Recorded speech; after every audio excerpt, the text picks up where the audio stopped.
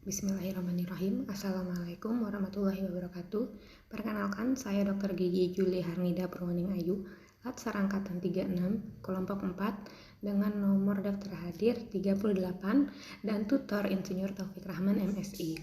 Kali ini saya akan memaparkan tentang analisis isu efektivitas kinerja individu berdasarkan tupoksi. Nah, sebelum menjelaskan tentang isu, yang baiknya kita mengenal dulu tupoksi dokter gigi. Sebenarnya tupoksi dokter gigi itu sangat banyak. Ini menurut Kemenpan, saya ambil beberapa yang relevan dengan tempat kerja saya. Mungkin bisa dilihat aja, itu melakukan pelayanan medik gigi dan mulut, melakukan tindakan darurat, melakukan kunjungan pada pasien rawat inap, karena kebetulan memang RSJ itu ada pasien rawat inapnya.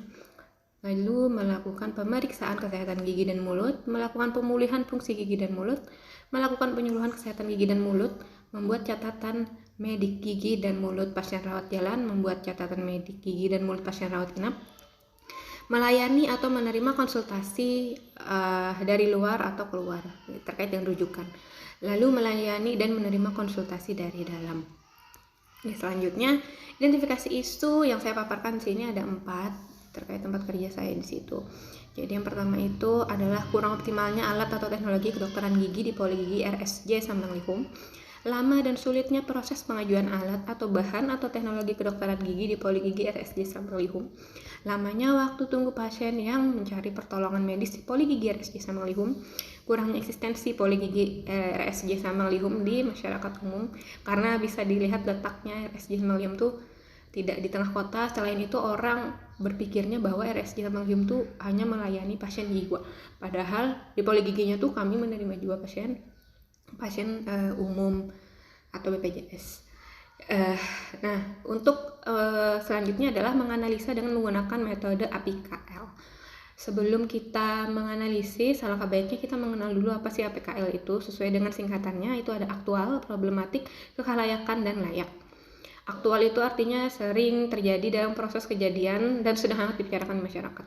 Yang problematik itu artinya isu itu memiliki dimensi masalah yang kompleks sehingga perlu dicarikan solusinya. Kekhalayakan itu artinya isu yang secara langsung menyangkut hajat di hidup orang banyak. Dan layak artinya isu itu masuk akal dan realistis serta relevan untuk dimunculkan dan dicari inisiatif pemecahan masalahnya. Nah, ini adalah penapisan isu menggunakan metode tapisan terhadap isu-isu tadi yang sudah saya sebutkan di awal. Untuk isu yang kurang optimalnya alat atau teknologi kedokteran gigi itu semua komponen, semua parameter APKL itu memenuhi syarat. Karena dia saat ini memang masalahnya sedang berlangsung terus terkait dengan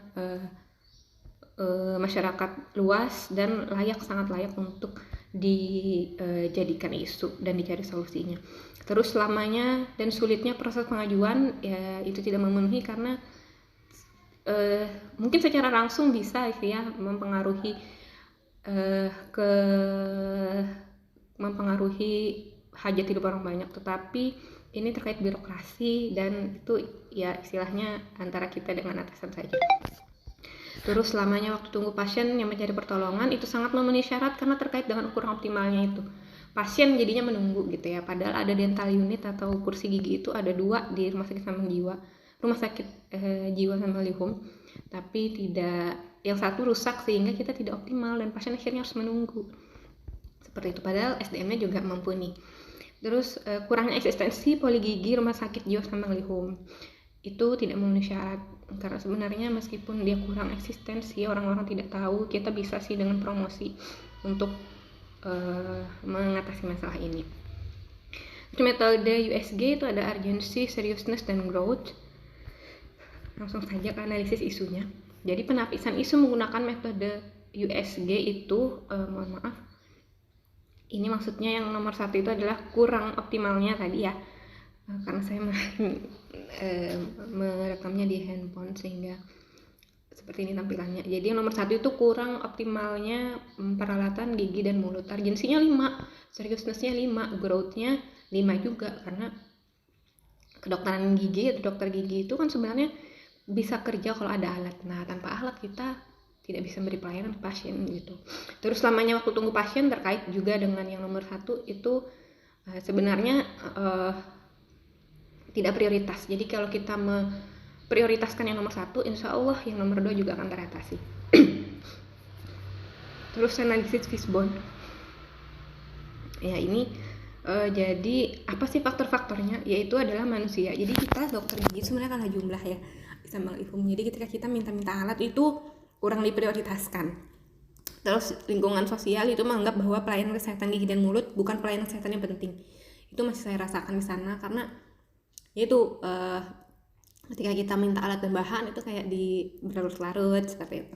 Terus sistemnya itu adalah ketika kita mengajukan alat dan bahan itu sulit dan lama prosesnya. Terus sarananya itu adalah mahalnya alat kedokteran gigi dan modalnya sangat besar gitu ya. Tapi kalau seandainya kita bisa menangani ini, maka akan berdampak juga kepada penghasilan rumah sakit jiwa sama lihum yang semakin meningkat gitu ya. Terus analisis SWOT-nya itu ada strength. Jadi sebenarnya kita tuh dokter giginya semua memiliki SIP atau surat izin praktek. Terus sumber daya manusianya memadai ya, karena dokter giginya saya rasa kompeten di sana. Terus merupakan rumah sakit rujukan. Terus ada dokter gigi spesialisnya satu, yaitu SPKG, spesialis konservasi gigi. Terus fitnessnya itu keuangan dikelola oleh atasan, sehingga itu tadi pengadaan alat dan bahan kita harus minta atasan dengan berbagai proses-proses dan birokrasi gitu.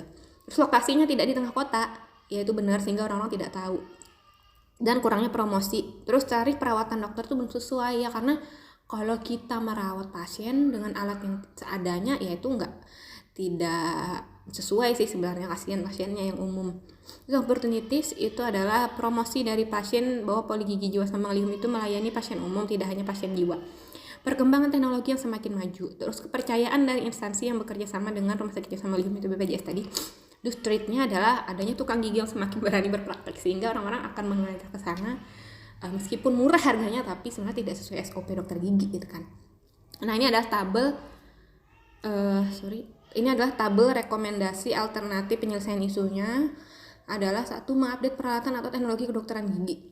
Terus melakukan pemeriksaan terhadap fungsi, birokrasi dalam pengajuan teknologi itu jangan sulit gitu ya.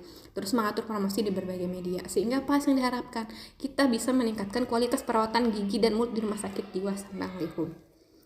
Baik, begitu yang dapat saya sampaikan. Atas segala perhatiannya, saya ucapkan terima kasih dan mohon maaf apabila ada kekurangan dari presentasi saya kali ini. Assalamualaikum warahmatullahi wabarakatuh.